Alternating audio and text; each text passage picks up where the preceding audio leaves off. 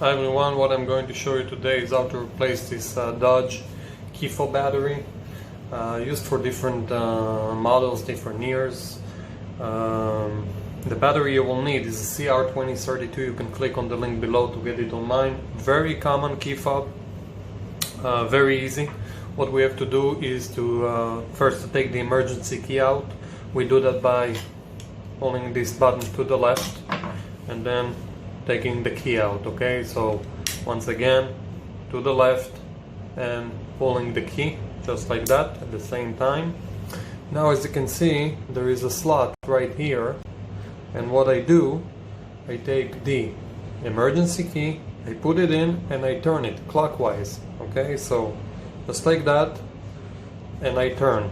Okay, pretty gently, not need to apply a lot of force, a lot of pressure. And then gently I open the key fob. You may, yours may be a little bit easier to open, but regardless, here is the key fob. And now what we have to do is to take the battery out.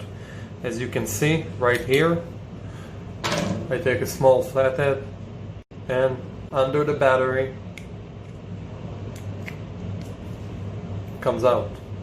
As I said, CR2032. Okay, now all we have to do is just to take the new battery and then to put it here, as you can see, what I call the V shape, just like that, and to press, and it's hold, everything is okay.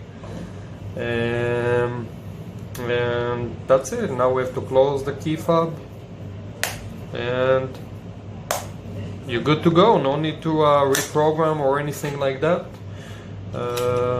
Please like this video and let us know what you think. Thank you.